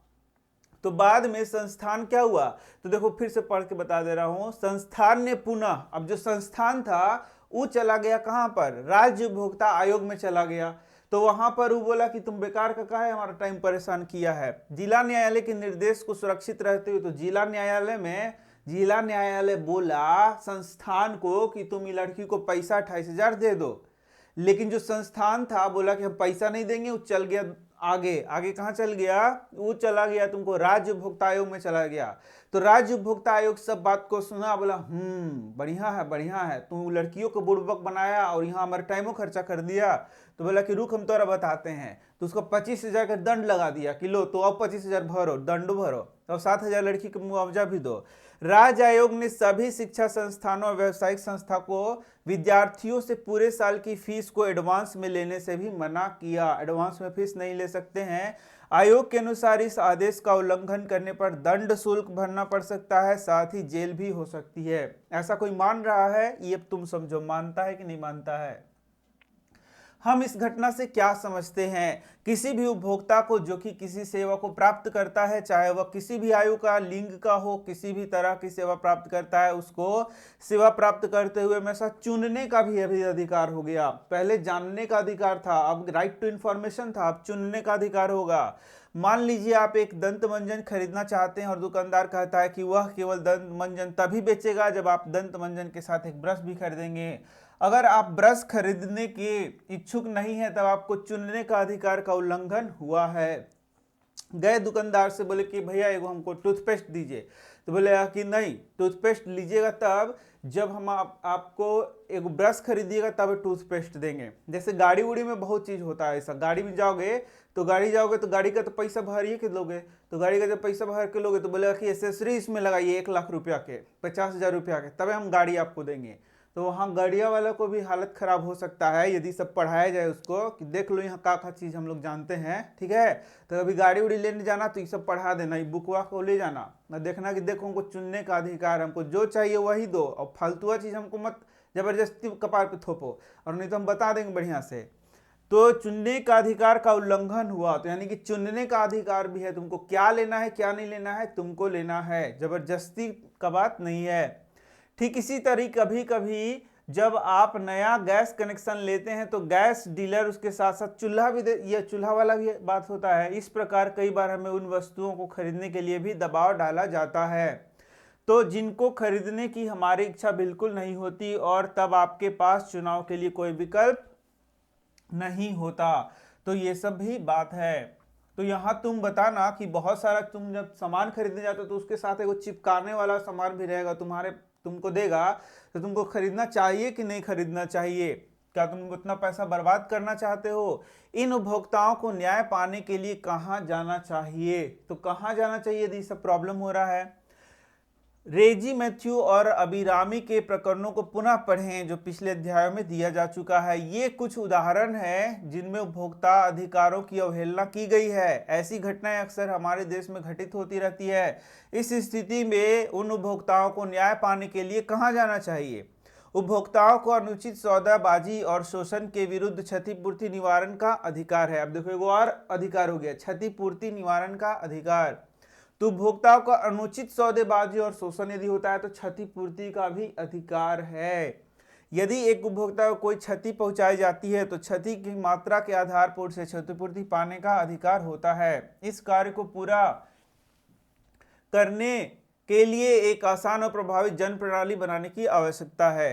उपभोक्ता उपयुक्त उपभोक्ता केंद्र के सम्मुख अपनी शिकायत दर्ज करा सकता है। तो यानी कि जो उपभोक्ता केंद्र है वहां पर वो जाएगा और अपना शिकायत दर्ज कराएगा, उसके साथ क्या प्रॉब्लम हुआ है, बेचारे के साथ क्या ऐसा हो गया है, जैसा उसका प्रॉब्लम होगा उस तरीके से उसको जानना होगा। अपनी शिकायत दर्ज कराता है स्वयं किसी वकील के साथ अथवा वकील सेवा के बिना, दोनों तरीका से वो जा सकता है। आप यह जानने के लिए इच्छुक होंगे कि कैसे एक पीड़ित व्यक्ति अपनी क्षतिपूर्ति प्राप्त करता है। अब हम श्री प्रकाश के मामले को लेते हैं। एक और मामला ले आया, उन्होंने अपनी बेटी की शादी के लिए अपने गांव के एक मनी ऑर्डर भेजा। उनकी बेटी को जब इस पैसों की जरूरत थी तब पैसा नहीं प्राप्त हुआ, यहां तक कि महीनों बाद भी नहीं पहुंचे। प्रकाश ने नई दिल्ली के एक जिला स्तर के उपभोक्ता अदालत में मुकदमा दर्ज किया। उन्होंने जो कदम उठाए वो आप देख सकते हैं, यहाँ पर चित्र में दिखाया गया है। तो देखो बेचारा गया, बड़ा खुश खुश दिख रहा है, नहीं दिख रहा है? अच्छा इसका मुंह देख के बताओ, खुश दिख रहा है कि चिंतित दिख रहा है? देखो फोटो में तो ये हड़बड़ाइल दिख रहा है, एकदम हड़बड़ा जा रहा है, जिससे कि लग रहा है कि तुरंत इसको जमा करना। हड़बड़ाइले है बेचारा, मुंह से तो ऐसे नहीं दिख रहा है। अपनी बेटी के लिए प्रकाश मनी ऑर्डर भेजने पोस्ट ऑफिस जाता है, तो पोस्ट ऑफिस जा रहा है तो हड़बड़ाइल ही तो रहेगा, मतलब लग रहा है कि कैसे हम जाएं। और इसका मुंह देखो, जा ई का हुआ, मुंह में का हुआ। देखो चित्रकार बहुत बहुत सोच के चित्र को बनाया है, बहुत बढ़िया से बनाया है। ऐसे करके मुंह फाड़ दिया है, माने कि हो कुछ हो गया है, झोल हुआ, यहाँ कुछ प्रॉब्लम इसको हो गया है। देखो फोन से बतिया रहा है, इसको लग रहा है कि कुछ गड़बड़ाया मैटर। तो बोले प्रकाश को यह पता चला कि रुपए उसकी बेटी को नहीं मिला। बेटी पैसा मिल गया तो नहीं, पैसा तो नहीं मिला। पैसा नहीं मिला तो गया कहाँ पैसा? यानी मनी ऑर्डर भेजा था। मनी ऑर्डर समझ में आता है? मनी ऑर्डर मतलब कि ये डाक खाना से भेजा जाता है, डाक में कुछ पैसा जमा होगा तो वही पैसा वहां दूसरी जगह मिलेगा, उस एड्रेस पे, यही मनी ऑर्डर। तो देखो यहाँ पर अभी देखो, अभी फोटो से तुमको क्या लगता है? बेचारा हाथ जोड़ रहा है कि आप बता दीजिए, आप बताइए क्या हुआ, कहाँ गया पैसा। तो बोल रहा है प्रकाश ने पोस्ट ऑफिस में मनी ऑर्डर के बारे में पूछताछ की। देखो पूछताछ बेचारा कर रहा है, नहीं हाथ नहीं जोड़ रहा जी, इसे करके पूछताछ कर रहा है। अब इसका मुंह से क्या पता चलता है? पोस्ट ऑफिस द्वारा प्रकाश के प्रश्नों का संतोषजनक जवाब नहीं दिया गया। तो थोड़ा चिंतित टाइप का लग रहा है, इसका मुंह देख के लग रहा है कि थोड़ा चिंता में है। अब देखोगे प्रकाश क्षेत्रीय उपभोक्ता संरक्षण परिषद में सलाह लेने जाता है। तो क्षेत्रीय उपभोक्ता संरक्षण परिषद, देखो एक से एक नया नाम आ रहा है, तो कुछ कुछ याद कर लोगे। देखो वहां गया, देख रहा है कि वही लिखल है ना, दूसरी जगह नहीं ना जा रहे हैं, नहीं तो दूसरी जगह जाएंगे तो भगा ही देगा। तो यहाँ देखा तो यहाँ लिखल है, देखो मुड़ी उठा कर दिख रहा है, उपभोक्ता शिकायत केंद्र में गया तो शिकायत कर दिया, और क्या करेगा? प्रकाश तब एक नजदीकी उपभोक्ता अदालत में मुकदमा दर्ज करने जाता है। उपभोक्ता अदालत जो शुरू में ही पढ़ाया गया है, और अदालत के ऑफिस से रजिस्ट्रेशन फॉर्म लेता है, अदालत दूसरे पक्ष को नोटिस भेज देता है और अदालत भेज देता है दूसरे पक्ष को नोटिस कि भाई क्यों नहीं इसका मनी ऑर्डर पहुंचा। वे अदालत में मुकदमे पर स्वयं बहस करते हैं। इसको क्या हुआ है, वो इधर हो गया। देखो, वे अदालत में मुकदमे पर स्वयं बहस करते हैं। देखो, ये बहस कर रहा है अभी, यहाँ जज साहब हैं। अदालत के जज दस्तावेज को सत्यापन करते हैं और पीड़ित पक्ष तथा दूसरे पक्ष दोनों की दलील सुनते हैं। तो वहां पीड़ित पक्ष भी होगा और दूसरा पक्ष जिसको नोटिस भेजा वो भी आएगा। तो जज अदालत का फैसला सुनाते हैं। उसके बाद जो फैसला है वो सुनाया। तो वो कैसे फैसला सुनाएगा, जो साक्ष्य हो गया उस हिसाब से उसको यूज करके फैसला सुनाएगा, हमेशा तो यही होता है। तो भारत में उपभोक्ता आंदोलन के विभिन्न संगठनों के निर्माण में पहल की है, जिन्हें सामान्यतया उपभोक्ता अदालत या उपभोक्ता संरक्षण परिषद के नाम से जाना जाता है। तो देखो, यही उपभोक्ता अदालत है, इसी को बोल रहा है उपभोक्ता संरक्षण परिषद, उपभोक्ता संरक्षण परिषद। तो ये याद रखना, उपभोक्ता अदालत या उपभोक्ता संरक्षण परिषद के नाम से जाना जाता है, जो कि सामान्यतः इसको क्या करता है, सुलझाता है। ये उपभोक्ताओं का मार्गदर्शन करती है। क्या करती हैं, उपभोक्ताओं का मार्गदर्शन करती हैं कि कैसे उपभोक्ता अदालत में मुकदमा दर्ज कराएं। बहुत से अवसरों पर ये उपभोक्ता अदालत में व्यक्ति विशेष उपभोक्ता के प्रतिनिधित्व भी करते हैं। ये स्वयंसेवी संगठन जनता में जागरूकता पैदा करने के लिए सरकार से वित्तीय सहयोग भी प्राप्त करते हैं। इसके बाद देख सकते हो, यहाँ बोल रहा है यदि आप एक आवासीय कॉलोनी में रहते हैं तो आपने निवासी कल्याण संघ का नामपट अवश्य देखा होगा। यदि उनके किसी सदस्य के साथ कोई अनुचित व्यावसायिक कार्यवाही होती है तो उनकी तरफ से संस्था मामले को देखती है। तो ये निवासी कल्याण संघ जो है वो क्या करेगा, यदि उनके खिलाफ उनके किसी सदस्य के साथ कोई अनुचित व्यावसायिक कार्यवाही होती है, मतलब फिर से वही वाला बात होगी कि व्यावसायिकता को लेकर कुछ प्रॉब्लम होगा, तो फिर वो क्या करेगा, उस संस्था उसका मामला को देखेगा। यदि इसके सदस्य को क्या हुआ, कुछ इस तरीके का मामला हुआ, तब कोपरा के अंतर्गत उपभोक्ता विवादों के निपटारे के लिए जिला, राज्य और राष्ट्रीय स्तरों पर एक त्रिस्तरीय न्यायिक तंत्र स्थापित किया गया है। तो देखो, यहाँ पर तीन स्तरीय, यह किसके के तहत है, यह तुम्हारा बता रहा है, मतलब कि लेन देन को लेके है, ऐसा नहीं कि वाद विवाद मारपीट को लेके है, ऐसा नहीं है, तुम्हें समझ में आ ही रहा होगा। जिला स्तर का न्यायालय जिला केंद्र भी कहते हैं। 20 लाख तक के दावे से संबंधित, ये देखो ये बहुत इंपॉर्टेंट है, इसको याद रखना कि 20 लाख तक का दावा जो होगा वो यहीं पर जिला स्तर पर हो जाएगा। राज्य स्तर पर आयोग, राज्य आयोग कहेंगे, जिला स्तर पर क्या नाम था, कहाँ चला गया, जिला केंद्र कहेंगे। 20 लाख से 1 करोड़ तक, और राष्ट्रीय स्तर की अदालत राष्ट्रीय आयोग, देखो राष्ट्रीय आयोग में 1 करोड़ से ऊपर के दावेदारी से संबंधित जो मामले होंगे वहां जाएंगे। तो 20 लाख तक कहां गया, जिला केंद्र, 20 से 1 करोड़ तक कहां गया, राज्य आयोग, और 20 लाख से 1 करोड़ तक यहां, और राष्ट्रीय स्तर पर 1 करोड़ से ऊपर की दावेदारी से संबंधित मुकदमों को देखेगा। राष्ट्रीय स्तर पर 1 करोड़ से ज्यादा का होगा तो देखेगा। 20 से 1 करोड़ कहां देखेगा, राज्य आयोग, और 20 लाख तक लगभग कहां देखेगा, जिला केंद्र देखेगा। तो इसको तुम याद कर लो। यदि कोई मुकदमा जिला स्तर के न्यायालय में खारिज कर दिया गया तो वाजिब है वह राज्य स्तर पर जाएगा और उसके बाद राष्ट्रीय स्तर पर जाएगा। ठीक है, जैसे कि जिला न्यायालय होता है, उसके बाद क्या होता है, हाई कोर्ट होता है, फिर सुप्रीम कोर्ट होता है। ठीक इसी तरीके से ये बोल रहा है यहाँ पर। इस प्रकार अधिनियम ने उपभोक्ता के रूप में उपभोक्ता न्यायालय में प्रतिनिधित्व का अधिकार देकर हमें समर्थ बनाया है। तो यह प्रतिनिधित्व का अधिकार एक और नया आ गया। ठीक है, इस तरीके से अब देखोगे जागरूक उपभोक्ता बनने के लिए आवश्यक बातें। जागरूक उपभोक्ता मतलब कि तुम सामान खरीद रहे हो तो तुम उपभोक्ता हो, सेवा प्राप्त कर रहे हो तो उपभोक्ता हो। तो जागरूक बनने के लिए क्या क्या आवश्यक बातें हैं। जब हम विभिन्न वस्तुओं और सेवाएं खरीदते वक्त उपभोक्ता के रूप में अपने अधिकारों के प्रति सचेत होंगे, तब हम अच्छे और बुरे में फर्क करने तथा श्रेष्ठ चुनाव करने में सक्षम होंगे। एक जागरूक उपभोक्ता बनने के लिए निपुणता और ज्ञान प्राप्त करने की जरूरत होती है। सही बात है, सब लोगों को सब ज्ञान कहाँ है, बहुत लोगों को इसके बारे में जानकारी नहीं है। तो बोल रहा है अधिकारों के प्रति सचेत कैसे हो। निम्नलिखित पृष्ठ और पहले के पृष्ठों के विज्ञापनों को देखें, आप क्या सोचते हैं। ठीक है, हम लोग देख लेंगे, पहले इसको पढ़ लेते हैं। कोपरा अधिनियम ने केंद्र और राज्य सरकारों में उपभोक्ता मामले के अलग विभागों को स्थापित करने में मुख्य भूमिका अदा की है। जो कोपरा मैंने बताया था शुरू में। आप जो विज्ञापन देख चुके हैं वह एक उदाहरण है जिसके द्वारा सरकार कानूनी प्रक्रिया के बारे में नागरिकों को अवगत कराती है, जिसका वे प्रयोग कर सके। अपने टेलीविजन चैनलों पर ऐसे विज्ञापन देखे होंगे, तो तुम देखोगे कि बहुत सारा, देखो, ensure consumer right to healthy environment as against air pollution, water pollution, noise pollution. तो ये सब यहाँ पर दे रहा है तुम्हारा जागो ग्राहक जागो करके। तुमको कितना सारा एडवर्टीजमेंट आता है, देखोगे तुम, हमेशा आते रहता है जागो ग्राहक जागो, ऐसे करके आता है ना। तो वही ग्राहकवन के जगाता है कि तुम बुड़बक मत जाना, बन जाना। बहुत सारा एडवर्टीजमेंट सरकार दे रहा है कि देखो यहाँ पर ये तुम बुड़बक बन सकते हो, यहाँ पर ये बुड़बक बन सकते हो। यही सारा चीज यहाँ पर इसके थ्रू दिखाया गया है, ठीक है।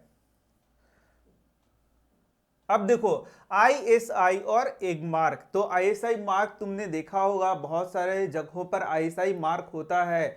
तो ज्यादातर देखोगे इलेक्ट्रॉनिक कंपोनेंट जो होते हैं उसमें ISI मार्क होता है। तो ऐसा आखिर क्यों होता है? तो बोलता है विभिन्न वस्तुएं खरीदते समय आपने आवरण पर लिखे अक्षरों ISI, एग मार्क या हॉल मार्क के शब्द चिन्ह लोगों को अवश्य मतलब देखा होगा। तुमने देखा है क्या? नहीं देखा है तो देखना। आयरन पर भी तुम देख सकते हो, जो इस्त्री करते हैं उस पर भी देख सकते हो।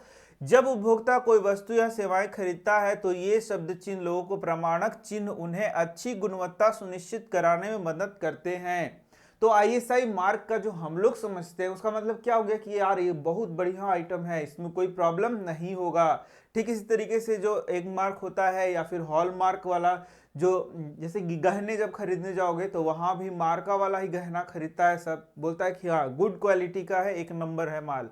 तो आप यहाँ पर अब ये मार्क कैसे लगता होगा? क्या कोई दुकानदार नकली अपना बनवा के लगवा लेता है? नहीं, उसके लिए उसको प्रमाण मतलब प्रमाणित वह करता है एक मार्क या फिर वह मार्का की यह बहुत अच्छा चीज है।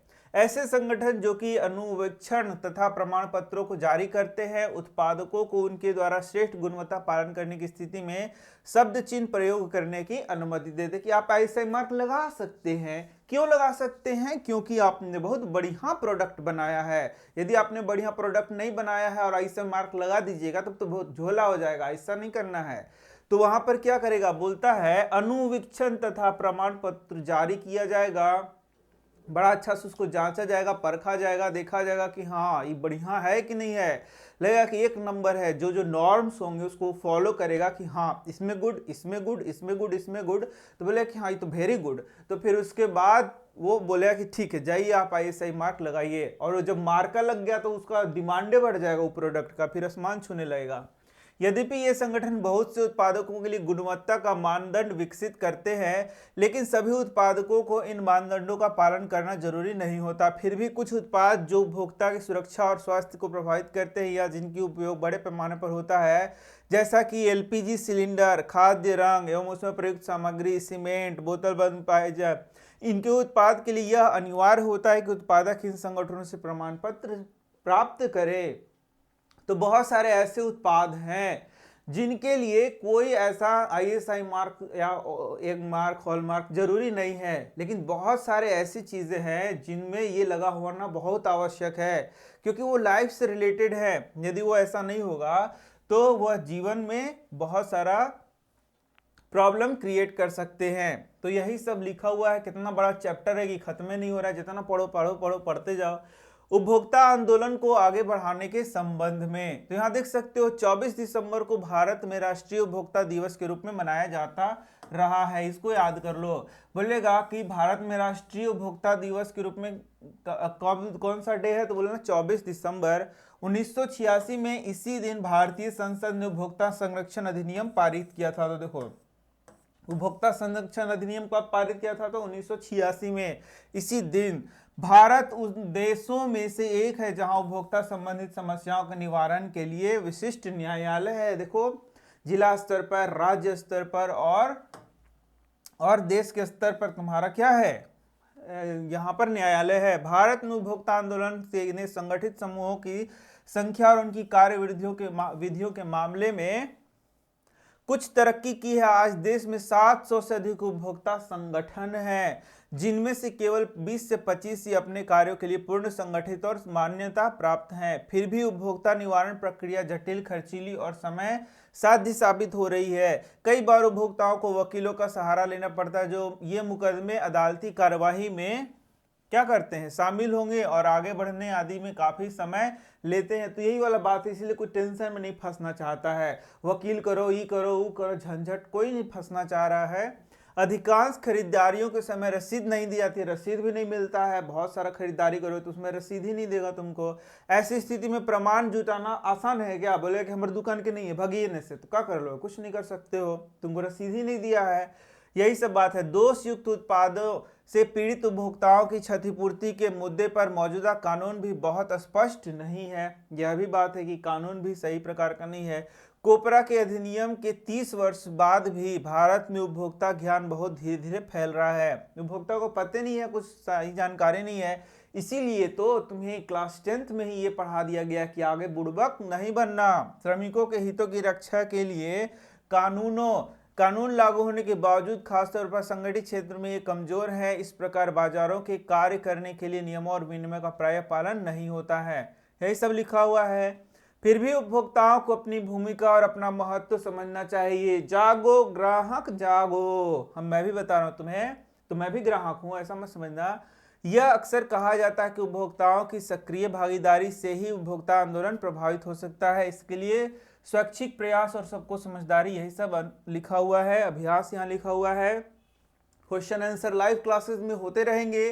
तो मैं मिल रहा हूं तुमसे नेक्स्ट वीडियो में। बेकार की कमेंट्स मत करना, कोई जरूरी नहीं है, क्योंकि अच्छे कमेंट्स करो। यदि अच्छा लगता है तो ही पढ़ो भैया। तुमको कौन जबरदस्ती पढ़ाता है? कौन बोलता है कि मेरे चैनल से पढ़ो, मेरे चैनल से पढ़ो, मुझे से पढ़ो? मत पढ़ो। 50 चैनल है, वहां जाके देखो। यदि अच्छा लगता है तो पढ़ो, नहीं लगता है तो मत पढ़ो। बेकार का कमेंट नहीं करना चाहिए। क्यों टाइम वेस्ट करते हो अपना? ठीक है, चैनल को क्या करो, चैनल को अनसब्सक्राइब मार दो यदि नहीं पसंद है तो, ठीक है ना।